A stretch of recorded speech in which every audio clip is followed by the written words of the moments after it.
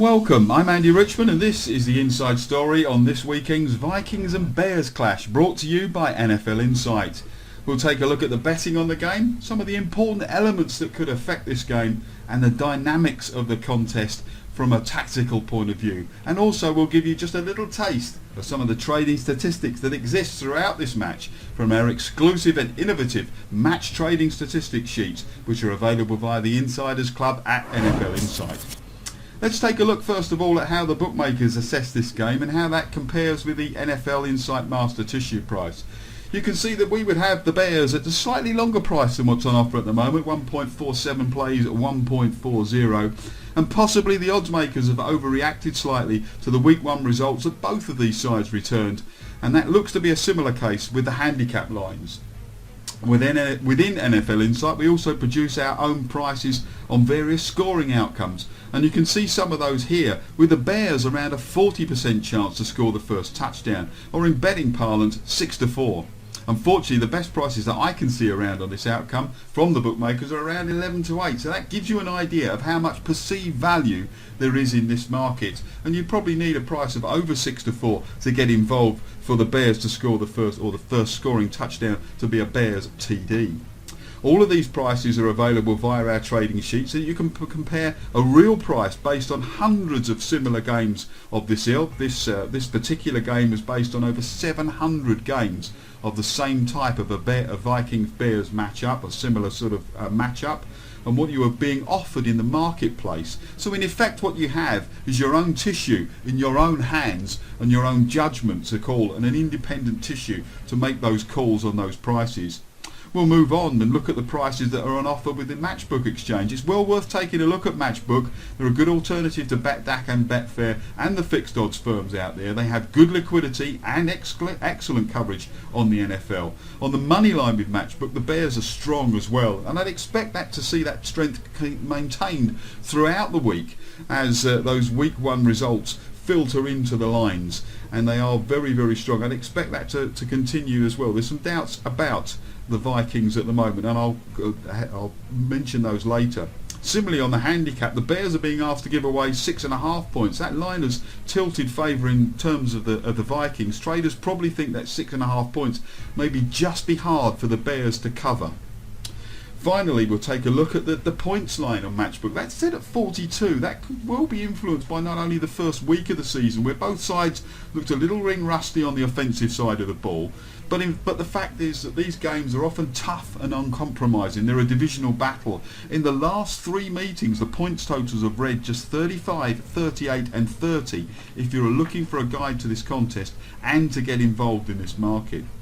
Let's just reflect on those past meetings and how the season has started for the Bears and Vikings. Well, the Vikings won the last meeting 21-14, but that's been their only victory in the last 7. It's generally been the Bears that have held the whip hand. It was way back in 2007 that the Vikings recorded their last victory at Soldier Field. And of course the teams have had a very different start to the season in week one. Minnesota, they conceded 34 points to the Lions and looked, well, moribund, shall I say, on offence, with just Adrian Peterson being able to move the ball for him, and really that only came out of one run. Chicago, it took them a while to go through the gears, but gradually they clicked into some sort of form against Cincinnati and ended the game looking quite good. And Cincinnati, they're a good side, and they won a close one there, 24-21. I think that was quite an impressive victory. That's the background to the game. Let's take a look at how the match dynamics could work out, and 5 keys to the game for each side. We'll start with the Vikings. Christian Ponder, well, he continues to divide opinion. For the record, Christian Ponder finished week 1 18 of 28. That's a 64% completion record for 236 yards with 1 touchdown pass and 3 interceptions. That's the key point, interceptions, remember that one. There's not much to be said about Christian Ponder. That hasn't been said before. The overall theme though is he's extremely inconsistent. I said remember that 3 interceptions, well, it's turnovers continue to kill him. He committed those turnovers on Sunday. He still looks uncomfortable operating in the pocket and struggles to be consistently accurate with his passes. He often forces receivers to make unnecessary adjustments to the ball, and that gives defenders a chance to ball hawk and grab those interceptions. There's no doubt that Ponder needs to improve and improve fast for the Vikings to be more effective. Adrian Peterson, he's the fulcrum of the Vikings attack. He posted 93 yards on 18 rushes on Sunday. That's 5.2 yards per carry. He had a touchdown along with 18 yards and a touchdown receiving, but Peterson accumulated 78 of his 93 yards on the opening rush of the season. That means he accumulated 15 yards rushing on his final 17 rushes. That's 0.9 yards per carry. Plenty of his struggles were rooted in incompetent play from his offensive line, and those woes also affect Ponder to a certain extent. In fact, let's move on to that offensive line. They struggled against what is a very talented Detroit front, and they must improve their performance in protection and opening up holes for Peterson. If they don't, it will affect the entire Vikings offensive effort. Minnesota have had issues at linebacker they need to solve. With the trio of E.J. Henderson, Ben Lieber and Chad Greenway, the Vikings had one of the best sets of linebackers in the league for a while. Two of those three are gone, and the third may be on his last legs. As a group, they look to have trouble in coverage, and with the Bears and Jay Cutler in particular, will be looking to exploit those weaknesses, especially over the middle, that were evident in that defeat that the Vikings suffered against the Lions. The last point is a combination of several, in that if Christian Ponder can't find a way of doing it with his arm, the Vikings become very one-dimensional with opponents, being able to stack the box with 7 or in some cases 8 defenders to stop Peterson. That done, Minnesota then have very little left offensively. Ponder must be able to take advantage of the one-to-one matchups that arise when sides attempt to use the tactic of stuffing the box to stop Peterson. As yet, he hasn't shown he's been able to do that. Now let's take a look at the Bears. Firstly, their offense and Jay Cutler. Both of whom came in for some criticism last year. Last week it was a tough start in the half for Jay Cutler and the Bears offence. Their 10 points came on a shortened field touchdown drive and a 58-yard field goal. Then in the second half they started rolling. Cutler led them to scores on 2 drives.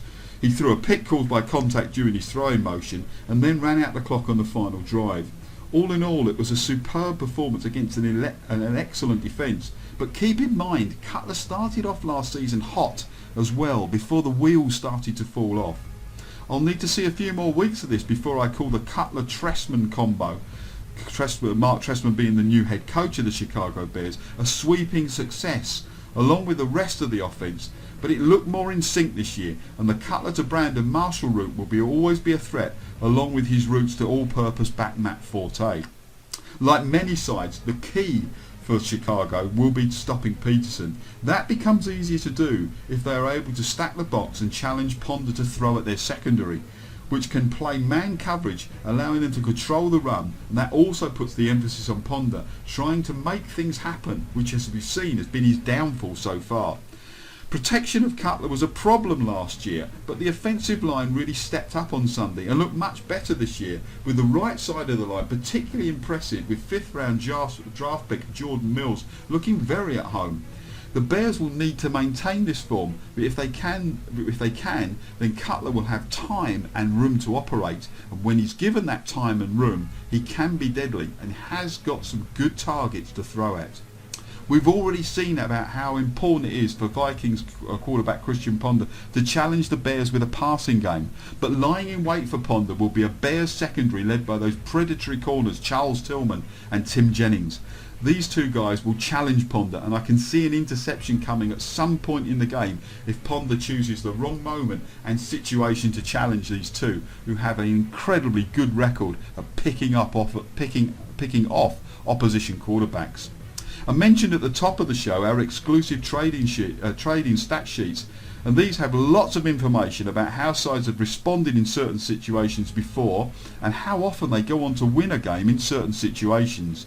These give you a guideline and a price to compare with what is on offer at that point from the bookmakers in the in-play markets.